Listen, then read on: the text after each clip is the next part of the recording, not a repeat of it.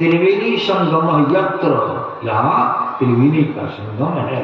दाएं आंख बाएं आंख दोनों की गंगा जमुना मध्य में सब। तो भगवान शिव की वाणी को मान रहे हैं, औरों की वाणी को मान के भटकने कल्याण हो जाएगा। कहते भगवान शिव तत्र स्नानम प्रकुर्वीत सर्व पापैः प्रमुच्यते। इस त्रिवेणी में जो स्नान करता, तीसरी त्रिवेणी आपके दोनों आंखों के मध्य में है, तो कहते सर्व पापैः प्रमुच्य, सभी पापों से उसको छुट्टी मिलती है।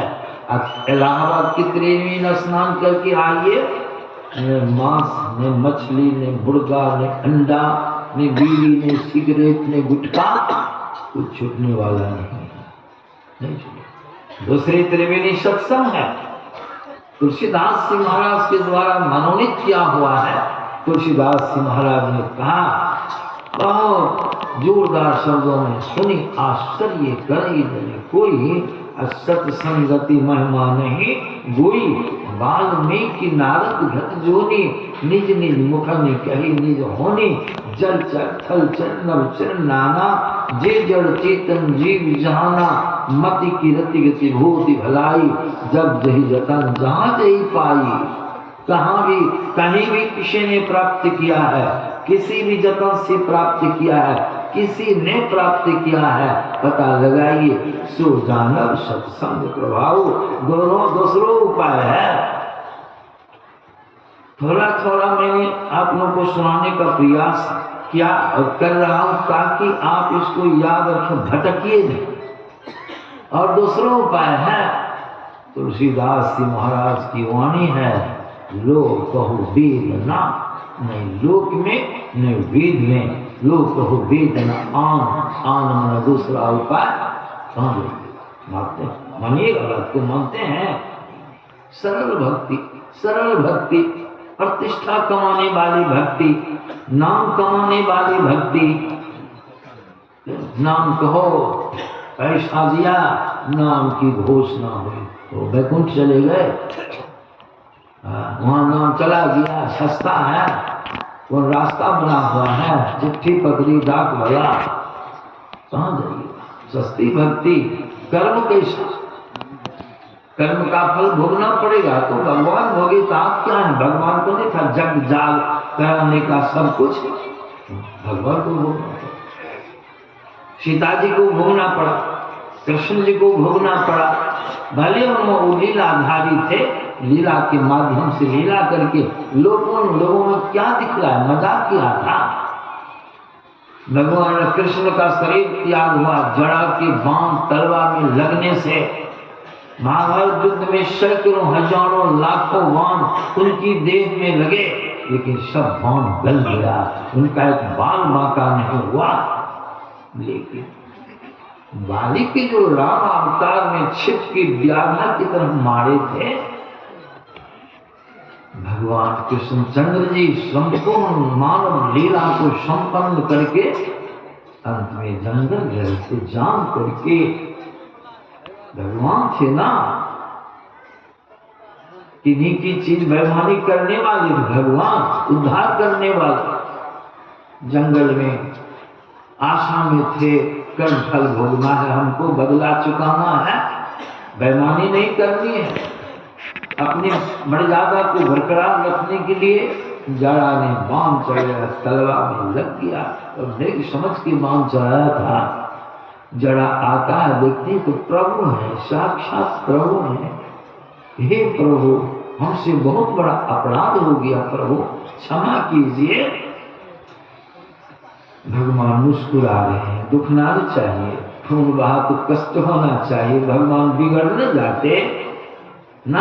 भगवान तो अंतर्यामी थे। कहा जड़ा, अरे तुमको पता नहीं, तुमसे गलती नहीं, अब गलती थोड़ी हम ही करते थे, लेकिन धर्म की रक्षा के लिए किए थे। तुम बाली हो, तुमको मालूम नहीं है, अगले जन्म में राम था, त्रेता में तुम्हारा वध करना था हमको, तुमने अनाचार किया था, लेकिन तुमको वरदान ही ऐसा था कि जो तुमसे आमने सामने नजर नजर मिला के लड़ेगा तो उसका बल तुम में आधा बल चला जाता, इसलिए तुमको छिप के बारे हमसे अपराध कर लो, शोल मोल हो गया। नहीं तो इसको भोगने के लिए हमको पुनः पृथ्वी पर आना पड़ता। तुम्हारा कुछ बकाया मेरे पास नहीं रहा, यह धर्म है। भगवान ने इसको निभा के लोगों को दिखाया, कर्म प्रधान विश्व करी राखा, अब जो जस करे सो तस फल। युधिष्ठिर महाराज एक सब झूठ बोले थे, क्या उससे बेसी जो आप कर लीजिएगा, कोई करवा देगा? अश्वमेध यज्ञ कोई संसार में भी कर नहीं सकता है, इतना भयंकर यज्ञ है, लेकिन युधिष्ठिर जी महाराज ने किया। बड़े बड़े तीर्थों का उन्होंने भ्रमण किया, तीर्थ किया, और किसी को सौभाग्य प्राप्त होगा, जहां नहीं पहुंच पाते थे भगवान कृष्ण के सहयोग से वहां चले जाते थे। नहीं तो घटोत्कच भीम का बेटा था राक्षस, उसको सिद्धि शक्ति थी, उसकी पीठ पर बैठकर भगवान युधिष्ठिर कौन कौन तीर्थ नहीं गए, कौन कौन व्रत नहीं किए, और तो छोड़ दीजिए, आप तो मिट्टी की मूर्ति बना के वहां जाके ठियोनिया पार के दर्शन करते हैं। भगवान का साक्षात दर्शन युधिष्ठिर जी को हो रहा था कि नहीं? भगवान योगेश्वर महायोगेश्वर भगवान कृष्ण का दर्शन हो रहा था, तो क्या एक शब्द जो झूठ बोले थे, अश्वत्थामा हतो नरोवा कुंजरो, क्या नष्ट हो गया कि भोगना पड़ा? भोगना। अगर उससे बचना भी चाहते हैं तो ऋषि वाणी को पढ़िए, उपनिषद में आया है, ज्ञान को सुनाने वाले कितने हैं, कौन सुनाते हैं? क्या कहा ऋषियों ने? यदि शैल समम पापम विस्तीर्णम बहुयोजनम विद्यते ध्यान योगिना अन्नान्योगेदत्तलाचन। ध्यान योग के सिवा दूसरा कुछ नहीं उसको नष्ट कर देगा। यदि आके रह जाएगा, कुछ कर लीजिए, होने वाला नहीं, वो होना ही होगा। पुलिस देखते हैं पकड़ती है किसी को, टका पैसा दे के छूट गए, क्या हो जाएगा? सब दिन के लिए छूट जाइएगा? नहीं छूटिएगा। उसी प्रकार सारी बातें हो गई। यहाँ भगवान शिव की वाणी सुन ली, भगवान कृष्ण का चरित्र सुन लिए, भगवान राम की वाणी सुन लिए कि सबरी को का प्रथम भगति संतन कर संतों की कल्याण जाएगा। सबरी का कल्याण कहाँ हुआ? लोमस के उनके गुरु का नाम मातंग ऋषि की शरण। अब देखिए तो उनकी जीवनी देखिए, युधिष्ठिर जी की जीवनी देखिए, दशरथ जी की जीवनी देखिए। दशरथ जी ने जो जवानी अवस्था में श्रवण कुमार की हत्या कर दिए थे चस्का में, शिकार के चस्का में, तो कहिए थोड़ा ध्यान दीजिए, इसलिए मैं थोड़ा थोड़ा सुना रहा हूं। ख्याल रखिए दशरथ जी कौन थे? दशरथ जी कौन थे अगले जन्म में? मनु। कौशल्या जी कौन थे अगले जन्म? शत्रुपा। कई मातालू जितने हैं, भूलती हैं, दौड़ती हैं कहां कहां। क्या सबरी को तीर्थ व्रत की थी, सबरी का कल्याण हो गया। लेकिन मनु जी ने कितना कठोर तप किया, एक पांव पर खड़े होकर, अंगूठे पर खड़े होकर अन्न जल त्याग करके, और उन्होंने तप किया, भगवान का दर्शन हुआ। कैसा दर्शन हुआ? फिर भगवान से बातें थी, वरदान भी मांगे, आपकी दिशा पुत्र हो ही। मनु जी हैं इतना तप करने वाले, दशरथ रूप में आए, भगवान उनका पुत्र बन गए। क्या कभी चिन्हे थे कि कौन है? उनके तो आंगन में पंटा में द्वार में भगवान जो रखते थे, कहाँ दिमाग है? सोचिए। इसलिए मैं आज प्रथम दिन प्रथम वर्ष का सुना रहा। चेतिए, मंगल भवन अमंगल हारी, द्रवो से दशरथ अजीर बिहारी। और वहीं पर दुख चला गया, वहीं पर सुख छा गया। रामचंद्र जी भगवान को जंगल जाना पड़ा, दशरथ जी उस पाप कर्म से नहीं छूट सके। ऋषि ने श्राप दिया था, रात दिन गोदी में लेने वाले कौन थे? वो साधारण तो विष्णु, साक्षात विष्णु। लेकिन भगवान के कर्म फल को बांट दिए, मुक्त कर दिए, पिता थे तो नहीं, भोगना पड़ा। राम राम कही राम कही, अंत में राम राम कही राम, तन परिहरि रघुवर विरह, राव गए सुधाम, स्वर्ग में मोक्ष में नहीं गए, सबरी मोक्ष में गए। सबरी कौन भक्ति की थी उसको ख्याल में रखिए। सुनिए, नौ किसी की भक्ति सबरी पूर्ण कर ली थी। सबरी के भक्ति करने का फल क्या हुआ? भक्ति का परिणाम क्यों उससे कहा गया सुख मिलेगा? क्या कारण? दुख का जन्म कहाँ होता है इसको जाने हैं। महुआ बाजार में हम आज से रहते हैं, कुछ शायद जोड़े नहीं हैं। 83 ईस्वी में यहाँ डेरा डाले कर दिए हैं। हम इस ज्ञान को क्षेत्र में कितना सुना है। 40 वर्ष शायद होता होगा यही ज्ञान। सबरी को क्या फल मिला? दुख का जन्म शरीर से होता है। जितना दुख आप भोग रहे हैं, कहां से भोगते हैं? दुख कहां है? दुख आपके शरीर में है कि हवा में है? कौन सी में? विचारे हैं इस पर कभी? मैं इसीलिए सब विचार देता हूं लोगों को। दुख का जन्म कहां हुआ? देह में। देह क्या है? दुखालय। देह दुखालय है। हमारे यहाँ घर में जिस कोठरी में हम निवास करते हैं, कहीं सत्संग करने के लिए जा रहे हैं तो देखते हैं घर की मुनट्ठी पर एक अवसर इतना मोटा टहल। देखा हमें तो अवसर है। हाँ बाबा कितना लगा साइकिल लगा के बहुत सांप उठा के हम फेंके हैं, बहुत लोग देखे हैं। समझे? एक लेबर यहाँ काम करता था, क्या सोनवा नाम था, यहीं सिखाए गैनू की शादी। गैनू है ग्राम मिस्त्री, ठठेर की खुट्टी को हटा रहा। हम आए, रे मनो खुट्टी उठाते हो जरूर, लेकिन थोड़ा संभल के उठाना है। इसमें सांप होगा, मजबूत सांप होगा। हम चले रहे एक जगह जैसे हाथी लेके से उठता ना, उस से बाबा तुम क्या हुआ जी? आप जो कहे वही हुआ। क्या है ये? देखिए वहां से निकल के दीवार की तरफ चला गया। वहां सब रिंगा के फेंके तो रोड पर आ गया, लगा लिए। वहां भड़की लगा, वहां दिए चढ़ो चढ़ो, चढ़ गया। चढ़ गया तो हम उठा लिए इसे। वहां से छिपी पर सांप ऐसे जी लपा रहा है। बहुत भेंट हुई सांप से इस जगह में। तो बोलेगे 10 मिट्टी मिला के दिए सांप। एक बार तो दोनों मक्के का ठठेल का बोझा जैसे पटका, उससे बाबा सांप, उसको भी पूछे ना, बत्ती पर उठा के उस पर तो कैसा है? तो संत महात्मा तो ही सांप वहां पर लगा, जब तक लिए तू चला भीतरी।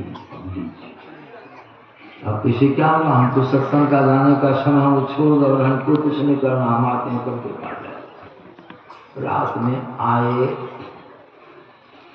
कल विद्यार्थी बाबा, बढ़िया विद्यार्थी था। बाबा हमें कोठरी नहीं सुती हो, सांप घुस गए। हम सुतेंद्र जब इन्होंने करते निकल गए सुते। जिस टटिया की हमारी चौकी थी, इधर से लेगी हुई थी, और उसी में करची की टटी उस पार उसकी सांप इस चौकी पर जैसे हम बैठे, चौकी थोड़ी मड़मड़ाई भीतर तो बगली हमका अच्छा लेवा मुना आएगा, हमें उधर हम दे उधर रहेगा।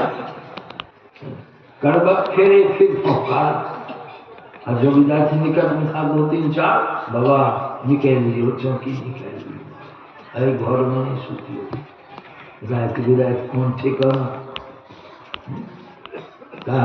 अच्छा ठीक है, निकाल तो रहिएगा उस घर में। इस घर में क्या है? शरीर में जाने हैं नहीं, यही शरीर तो आपको दुख देगा, दुख दे रहा है। भूख प्यास मल मूत्र की हाजत सब शरीर का गुणधर्म है। जन्मता है शरीर, मरता है शरीर, उस जन्म मरण धर्म शरीर के अंदर आप बैठने से शरीर की अवस्थाएं होती है। बाल्य अवस्था, लड़कपन अवस्था, जवानी अवस्था, वृद्धावस्था। जब शरीर बूढ़ा हो जाएगा तब दशा आपकी क्या होगी? शरीर वृद्ध होगा, उसमें आप हैं, बुढ़ाया शरीर, आप नहीं बुढ़ाए हैं। शरीर बूढ़ा हो जाएगा तब धोते धोते तो बेदम हो जाएगा। शरीर में लकवा मार दिया। किसको मारा है लकवा? शरीर को कि आपको, जीव को, भीतरी में आपको नहीं, शरीर को लकवा मार दिया है। शरीर के अंदर में आप हैं, बोल नहीं सकते हैं, मुंह में लकवा, बोल नहीं सकते। आप तो ठीक है ठाक है। जिसको लकवा मारता है दिमाग, तो उसको कर लाओ कॉपी लिख देते, मुंह से बोली नहीं, कॉपी पर लिख दिए आप ठीक है, तब नहीं लिखे। हाथ ठीक, हाथ में लकवा, तब कौन चीज से लिखिएगा? किसको है रोग? शरीर। शरीर में रोगों का घर शरीर है। भगवान बुद्धि की वाणी माया है। हाँ, किसी का ब्रेन हेमरेज हो जाता है मस्तिष्क में, तो उसमें भी ब्रेन हेमरेज हुआ कि जीव हेमरेज हो गया। कौन हेमरेज हुआ? शरीर हेमरेज हुआ, लेकिन आप शरीर में फंसे। घर लगी, आग लगी है घर में कि आप में? घर में आग लगी है, उस घर में आप खंभा में बंधे हैं। ताव किसको लगेगा? घर को, गर्मी की आग को। आपको क्या करते हैं? कौन विधि से रस्सी तोड़ करके सब लोग शरीर के अंदर में रोगों का घर है। इसी का जड़ा है, जन्म है, मरण है, भूख है, प्यास है, बुढ़ापा है, सब इसी के अंदर। हाँ, इसीलिए संत महात्मा लोग कहते हैं ऐसी भक्ति करो इस शरीर से तुम अलग हो जाओ। जैसे दूध से घी अलग होता है, वैसे तुम अपने आप को शरीर से अलग कर लो। आज शरीर भी एक ही नहीं है। या तो शरीर मर गया, छुट्टी मिल गई? नहीं। आप जो जीव निकले हैं, 3 शरीर से बंधे निकले हैं। 3 शरीर लगे हैं, वह 3 शरीर नहीं मरा। अगर वह 3 शरीर भी मर जाए तो आप अकेले हो जाए। अकेले बना स्वतंत्र होता, लेकिन उस तीनों शरीरों को मारने के लिए, नष्ट करने के लिए भक्ति साधना करनी होती है। भक्ति ऐसी हो अंतरी भक्ति, तो अब तीनों शरीर भी आपका मर जाएगा। अगर तीनों शरीर मर गया तो समझ ली आपका पूर्ण कल्याण, आपका जन्म मरण होने वाला। गाछ को काटते हैं ना, गाछ को काट के गिरा दिए, जड़ नहीं कटी तो गाछ में कच्चड़ मार देता है, पणका मार देता है, गाछ जीवित हो जाता है, टहनियां निकल जाती है। समझे? अगर उसकी जड़ को काट दीजिए तो गाछ सूख जाएगा। मरे हैं जरूर, लेकिन बढ़िया से कहाँ मरे हैं? एक ही शरीर में मरा। जड़ तो लगी रह गई, सूक्ष्म कारण महाकारण। वह तीनों शरीर मर जाए तब तो आपका कल्याण ही हो जाएगा। इसलिए बाबा कबीर की वाणी माना है कि जा मरने से जग डरे, मेरो मन आनंद, कब मरी हो कब पाई हो पूर्ण परमा। मरिए तो मरी जाइए, मरना है तो बढ़िया से मरिए। बढ़िया से मरने का माने मरिए तो मरी जाइए, छूट पड़े जंजाल। ऐसी मरनी को मरे दिन में 100 शब्द लोग साधना करके जब जड़ आवरणों को पार कर जाते हैं, जब अपने आप में व्यवस्थित हो जाते हैं, आत्मज्ञानी हो जाते हैं, आत्मा में प्रतिष्ठित हो जाते हैं, स्वरूप ज्ञान में निष्ठ हो जाते हैं, समाधि में जब उनकी स्वरूप लीन हो जाती है, इससे मृतवत हो जाती है। मृतवत हो फिर ध्यान तोड़ दिए आगे जग मैंने लोग जग गए फिर मर गए, उनके लिए मरना जीना सरल हो जाता है। लेकिन वही भक्ति सबरी की जो अंत में देखिए भक्ति का फल सबरी को क्या मिला, इस दुखदायी शरीर को त्याग दिया। आया है छंद में कई कथा सकल विलो की हरिमुख, हृदय पद पंकज भरे कली जोग पावक देह है। यही समझने की बात, कली जोग पावक कौन सी को त्याग दी, देह को। कली जोग पावक देह और अपने लीन भई, कई जोग पावक देह हरि पद लीन भई, हरि के उस पद में वह सबरी आत्मा लीन हो गई जहां से पुनः कोई लौट के जीवित दुख में संसार में शरीर में आता है। भगवान ने तो जटायु जी को भी अपना स्थान दिए, अपना धाम दिए। लोग भ्रमित है, ये भी सत्संग से ही ज्ञान मिलता है। जटायु को भगवान अपना पार्षद बना के चतुर्भुजी रूप अपना स्वयं की कहीं जाएगा स्वर्ग, लोग बुझेंगे विष्णु दिया है अपना पार्षद भेज तो दिए, कहाँ थी कहाँ गए, स्वर्ग। स्वर्ग और स्वर्ग से क्या होता है, स्वयं भगवान राम की वाणी। इसलिए सत्संग सुन के समझिए भगवान राम क्या कहते हैं, स्वर्ग स्वरूप अंत दुखदाई। वहां गया रावण, वहां गए दशरथ जी, वहां गए जटायु जी, लेकिन सबरी कहाँ गई, सबरी की गति क्या हो, तली जोग पावक दे हरि पद लीन भई, जहां नहीं पड़े हरि के उस पद में सबरी लीन हो गई जहां से कोई संसार में। क्या करना है आपको, भक्ति तो कठिन है, एक वैर तो नहीं होगी, लेकिन हाँ सही भक्ति अगर अभी से आप आरंभ कर दिए हैं, भगवान कृष्ण की वाणी भी सुनिए ना, खाली लीला देखने से हो जाएगा, नाच डांस गान तो देखिए अब भक्ति है, वो भक्ति हो जाएगी। यही भक्ति जानी क्या है, जो भक्ति सबरी की उसको की। भगवान कृष्ण की बात को कितने लोग मानने, अब ये देखिए मानने वाले हैं, इस ज्ञान को बताने वाले हैं। भगवान कृष्ण से उद्धव ने पूछा था कि भगवान आप तो मौजूद हैं प्रभु, आपका पूजन किस भाव में किस रूप में मैं करूं। उद्धव जी कहते हैं, ए भगवान कृष्ण का उद्धव आसन बताए बैठने का, कौन मुंह बैठिएगा सो बताए, कौन आसन लगाइएगा सो बताए। उद्धव जी को कहते भगवान रखने के लिए नहीं के, खूब खूब स्टेज पर नाचना, खूब नौटंकी करना, सो नहीं बताए। का सीधा होके मेरुदंड को एक चीज में घर घर मस्तक सीध बैठना, आसन लगा के पूर्व मुड़ा उत्तर में। अब देखिए भगवान क्या बताते हैं, उद्धव पहले तुम मेरे सर्वांग शरीर का ध्यान करो। क्यों करो, भगवान जब सामने में खड़े होकर दर्शन दे ही रहे हैं, ये भगवान क्यों बताया अंदर में ध्यान करो, आंखों को बंद करके क्यों, मेरे सर्वांग शरीर का ध्यान करो।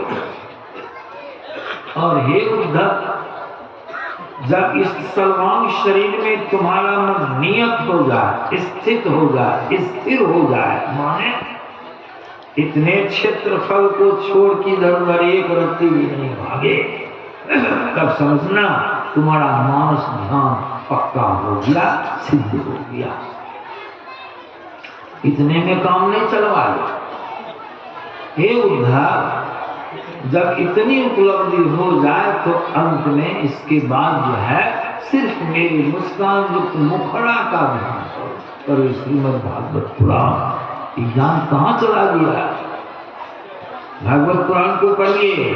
और हे उद्धव जब मेरी मुस्कान युक्त मुखड़ा में तुम्हारा मन स्थिर हो जाए तब इसको भी त्याग दो।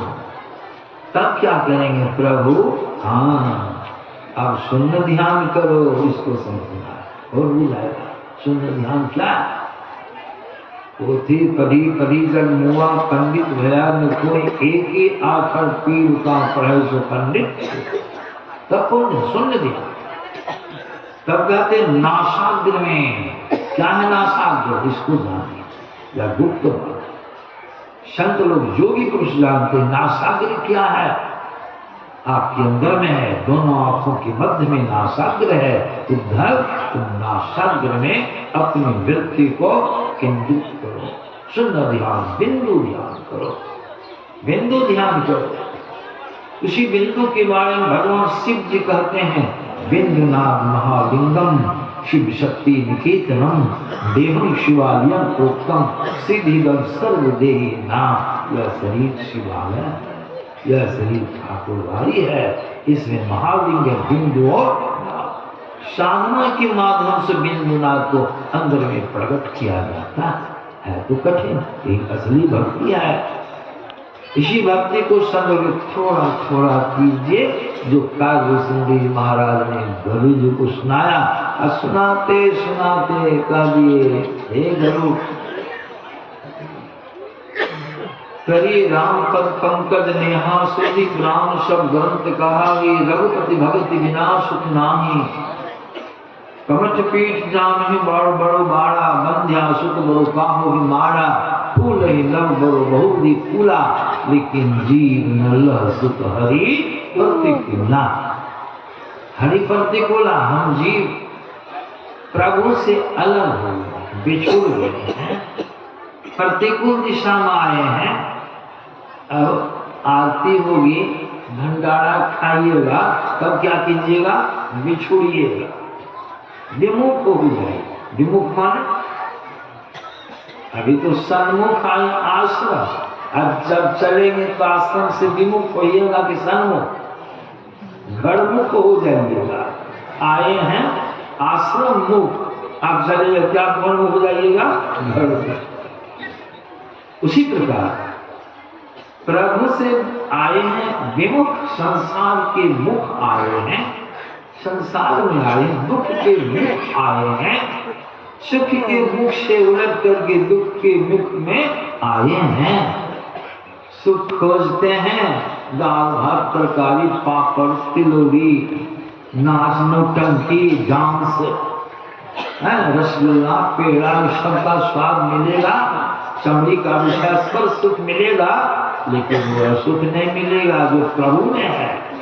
कल्याणकारी सुखदायी इतना समय नहीं है, इतना सुना रहा हूं मन तो बहुत देवी बात सुना ज्ञान की बात है। यही है संत लोग विमुख राम सुख पावन कोई।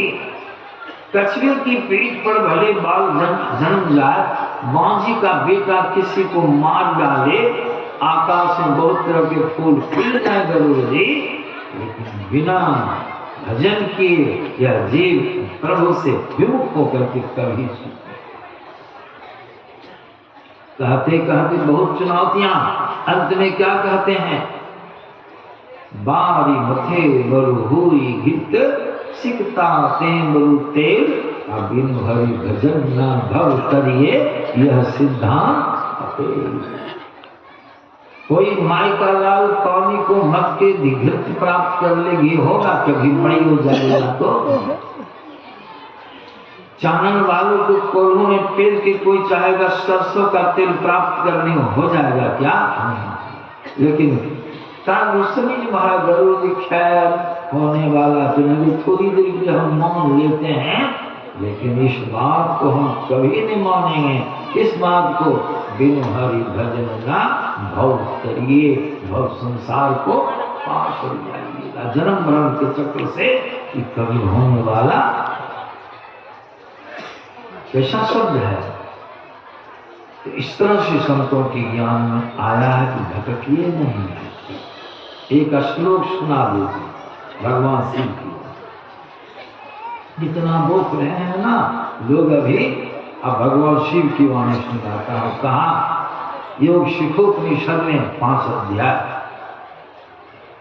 कहा अश्वमेध सहस्राणि वाजपेय शतानि च सुखमना ध्यान लेशस्य कलान्नार्हन्ति कोदशिम्। कहते हैं भगवान शिव जी अश्वमेध सहस्त्राणी, कोई आदमी 1000 अश्वमेध यज्ञ कर, वाजपेयी शतानी 600 वाजपेयी यज्ञ कर ले, लेकिन एक क्षण भी, एक मिशिया भी अगर अपने सूरत को जुक्ति के माध्यम से यही सुख बना है इसमें स्थिर कर ले तो कितना फल मिलेगा।